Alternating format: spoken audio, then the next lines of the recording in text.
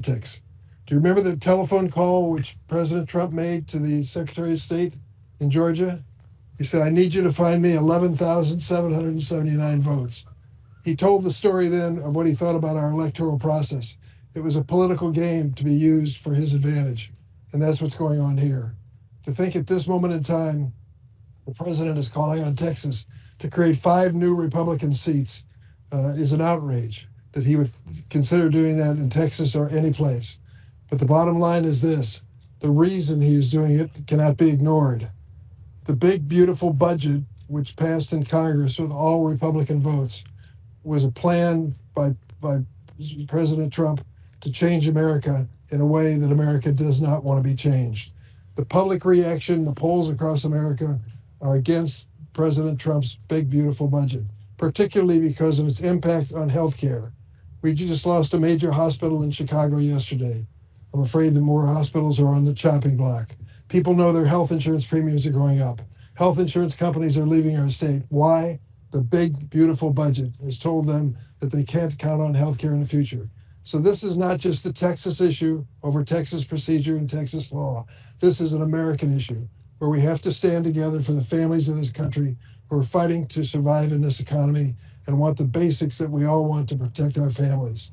That's why I'm here. I'm here to welcome our friends from Texas and to tell them that their work, their gathering here in Illinois is not going unnoticed. You are newsmakers because you are speaking to the issues that are at the heart of our economy and the heart of our political system. So at this point, I'd like to turn it over to, make sure you can,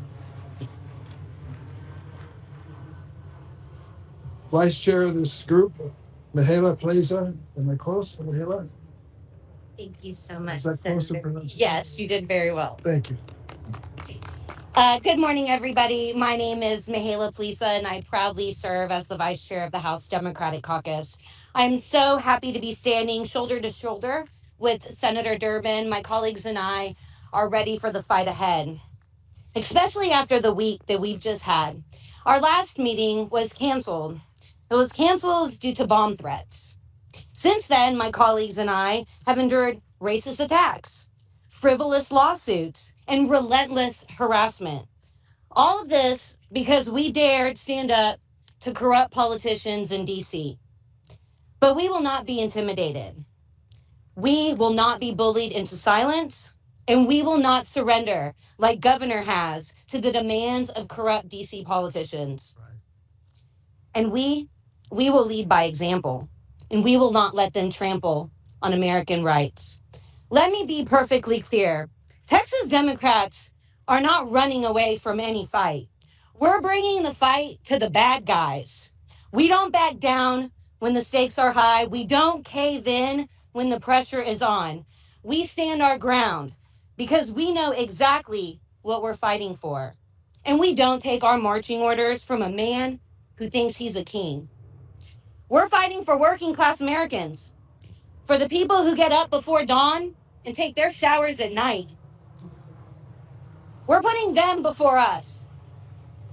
They work the long hours and struggle to make the ends meet. It's about the normal people, the working class people, the regular American people against the billionaires. That's what we're fighting for. It's for parents who want to send their kids to a safe school. It's for women who want to have access to health care. It's for our retirees who just want to retire with dignity. It's to protect Social Security. Texas Democrats are standing for fair maps. We're standing for fair wages and fair chances. We stand in the belief that every Texan, no, every American, no matter their zip code, their race, their creed, they deserve a fair chance. They deserve for their voice to be heard in their government and a stake in their future. This is what it means to meet the moment. To not just react to the chaos that's been thrown our way, but to push forward with courage and with conviction. To lead with the understanding that every decision we're making in this moment touches the lives of millions who are counting on us to hold the line. So we've been tested this week.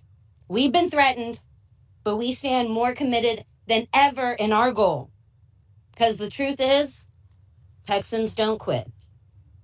And with that, I'd like to introduce my colleague, Representative Retta Bowers. Thank you, Vice Chair Plessa and Senator Durbin.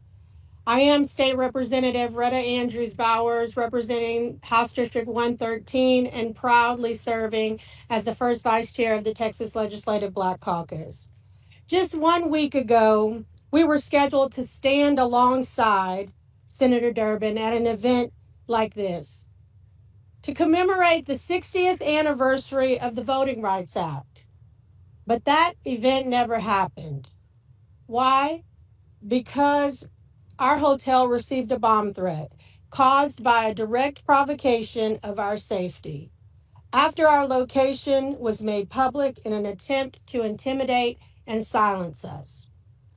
That night, after our building was deemed safe, my mind went straight to the four little girls, the four little black girls, Addie Mae Collins, Denise McNair, Carol Robertson, and Cynthia Wesley, killed one Sunday morning in the 1963 bombing of the 16th Street Baptist Church in Birmingham, Alabama. They were targeted because they were a part of a movement for justice. Their lives were stolen by the same kind of hate that fuels the threats we face today. The threats of intimidation that we face now as we fight this racist gerrymandering in Texas. And the very same tactics used against Black and Brown Americans who fought for the Voting Rights Act 60 years ago. Their fight is our fight. And just like the civil rights heroes of the past, no matter the cost, we are prepared to see it through to the end. Right. Let's be clear. The same forces that tried to silence us in Texas are working overtime to roll back the voting rights all across the country. The protections guaranteed by the Voting Rights Act are under threat. And House Democrats, especially in Texas, are standing firm, fighting to defend every Texan's fundamental freedom to vote, and as my colleague said, every American's. It is now my honor to introduce someone who has stood shoulder to shoulder with us in this fight, and she's a relentless advocate for her community and for our democracy, my colleague, State Representative Josie Garcia. Thank you so much, Senator Durbin, for having us here. Thank you, Governor Pritzker and the state of Illinois for welcoming us as family. I'm Josie Garcia, State Representative of Texas House District 124, Lackland Air Force Base, SeaWorld side of far west San Antonio. I have the distinct honor of being the first and only woman veteran to serve in the Texas legislature. And with my following comments, I wanted that to be the focus of the delivery of my next message.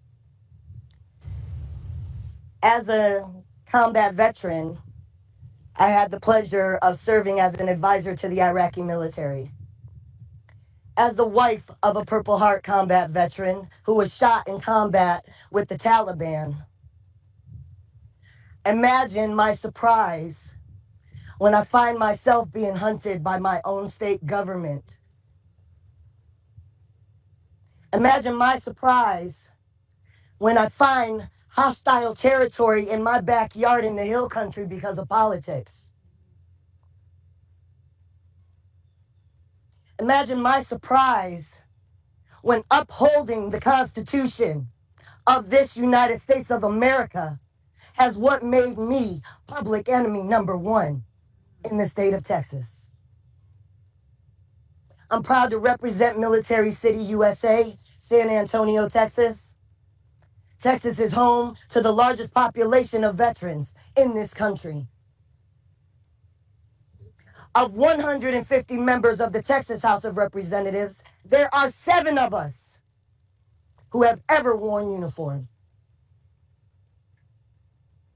So imagine my sense of dishonor when men who have never worn a uniform have zero idea of what it is to sacrifice your life to protect and defend.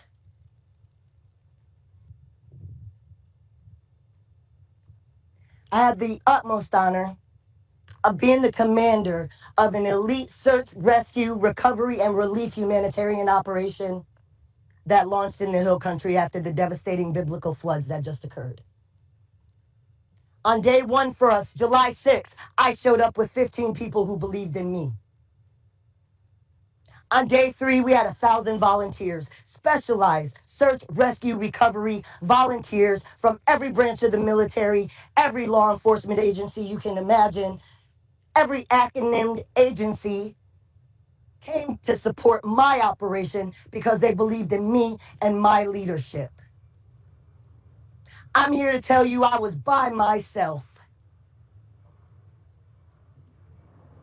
As our law enforcement agencies seek materials and supplies to do the job, they sought me and my organization out, Uniting America Outreach, because they had no access to technology. They had no access to boots. They had no access to backhoes, to construction material, to hands. But what we do know is the money's there. The money is there. We got called to our special session, and I expected this special session would be focused on this biblical flood that just happened that stole 130 plus lives. And rest assured, ladies and gentlemen, that number in the news is way off. Because if you know anything about the Guadalupe,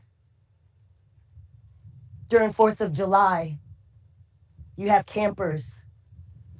You have teenagers who decide that they want to go out on their own and sleep on the riverbanks, camp out in their cars. The true number of people that are missing is unknown. I sat through 9 hearings as a member of the Select Redistricting Congressional Committee. 9 hearings I sat through as unanimously Texans of all backgrounds, Republican, Black, Democrat, Muslim, Christian, they all had the same unified message since the first time since 9/11. And that unified message is, why are we talking about an illegal, unconstitutional redistricting when there's people who don't have food in the Hill Country in our own backyard? Those pleas were ignored. And so for everybody that's asking why we are here, because we had no other choice. We tried to be diplomatic, we begged, we pleaded. If the families of dead children can't get the governor to write them a check, then who the hell are we? This is a call to action to everybody who's watching right now and you can't believe what you're hearing. I'm a messenger. I've been in politics for 3 years. I'm not beholden to anything or anybody other than this Constitution and this United States. And what I tell you what's happening right now is criminal. None of us have committed a crime. Yet we are public enemy number 1 to the FBI. Well, we know there's pedophiles walking freely amongst them. So any consequences that comes to us being here, we will gladly take. Because to defend and protect the Constitution, but most importantly, to defend and protect this nation, this is going to steamroll through the rest of the country, and we need all of you on board. Thank you so much. Please, we need you.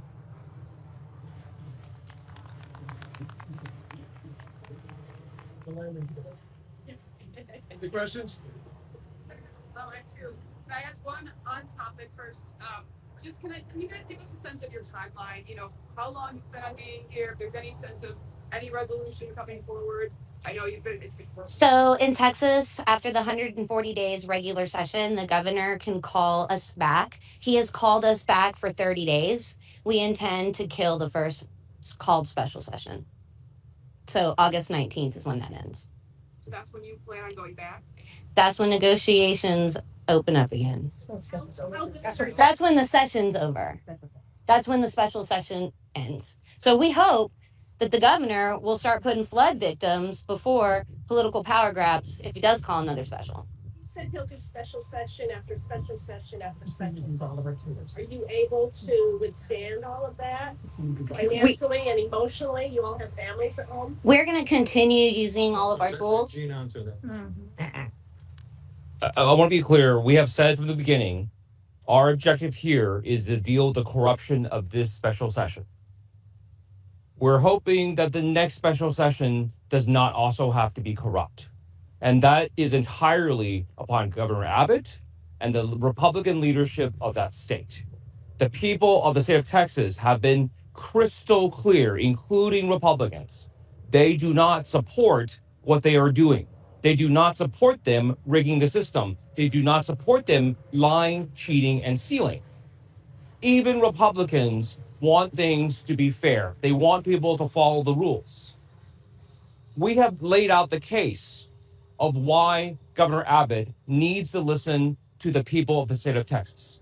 If he does not, if he simply calls another special session to do things that are selfish, things that are for him, things that are for his buddies, that's up to him. We can't make him be a better leader, but we can always hope. So if he separates that bill, the flooding from the redistricting, will that prompt you to go back? We have said point blank, time after time after time, that if Governor Abbott says we will take care of the people of the state of Texas first, if he makes that commitment today, we'll be back. All we want him to do is actually listen to the people and do what they ask. That's it. Financial piece of it, if I may, real quick, when we're talking about the financial piece of what's happening right now, keep in mind that it costs a lot of money to call a special session. But what also costs a lot of money is sending 4 unmarked officers, agents to my home, where you know I have special needs children and a husband who has PTSD, and you know I'm not in the state, but you're gonna exacerbate our resources of an already taxed law enforcement agency to go and do this performable theater of tax-funded waste. This is fraud, waste, and abuse in its purest form, and that needs to stop immediately. Can you all raise your hand if you've heard that your families are being watched by Everybody. I've already had state troopers at my home this morning. This morning Multiple days in a row. and last night. Senator, if we may ask an off-topic question, can we get your reaction to the president's decision to federalize the DC Police Department and deploy the National Guard? First, let me tell you, I am sympathetic and feel a bond to the victims of violent crime wherever they occur, in the District of Columbia, in Illinois, in Texas, and in any state. Having said that, what the president did this morning was political theater. His idea in federalizing the police force of DC ignores the reality. They are making dramatic progress in reducing violent crime in DC.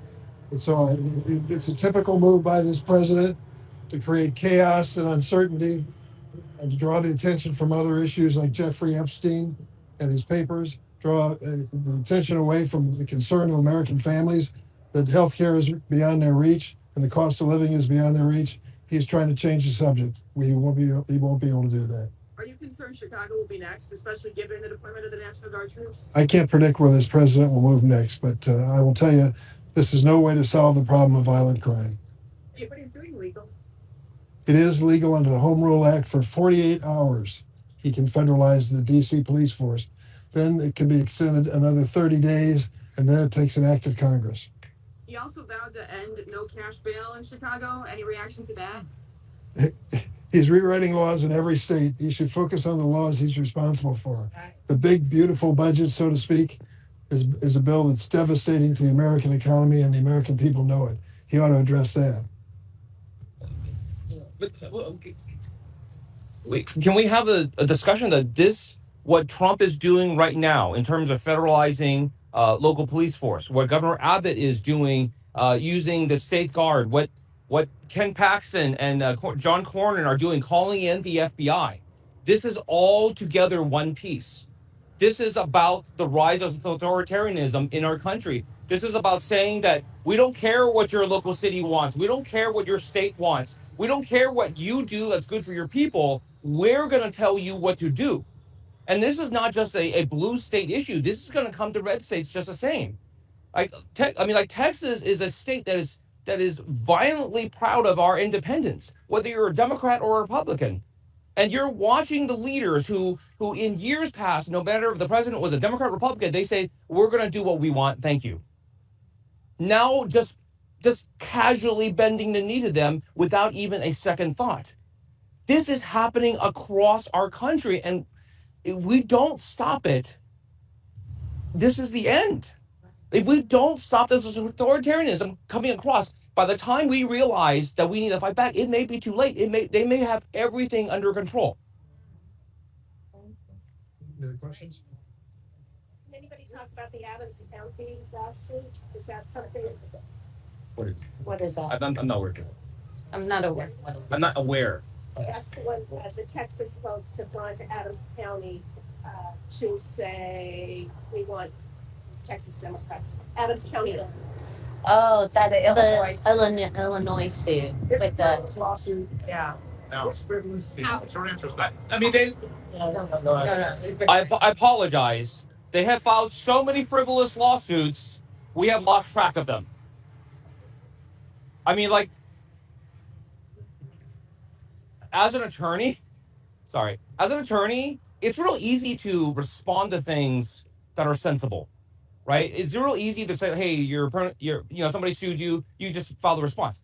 But when the stuff they file is so bizarre, so wrong, like our attorneys are like, we don't even know where to start to say every single thing that they're doing is just illegal and wrong and unconstitutional. It's like they're saying that like the American people are just too dumb to know what we're doing. We'll fool them. But like any cursory look at everything they're filed, from the stuff in California to the stuff in Illinois, even the stuff in Texas, is nonsense. And like these are adults that we elected to govern us, and they're just treating our country and our system of government like it's a joke. They're just using it to play around with, batting it back and forth like a kitten. It's insane that these people are our leaders. Last question. I asked for President Trump really also. We have many cities that are bad. Look at Chicago. Given that, they've sort of made a target on Chicago, are you concerned about essentially actions that can be taken here going forward? President Trump was hoping you would ask that question. That's why he said Chicago. He always mentions Chicago in his list of cities. What a coincidence. They all happen to be in blue states. That's where he focuses his political attention. I am concerned about crime, as I'm certain everyone here is. Bottom line is, chaos is not the answer. This sort of a theater of the absurd politics is not the answer. Federalizing the police force of America is not the answer. We need to work on programs that do work in communities like DC and Chicago. Thanks, everybody. Thank you.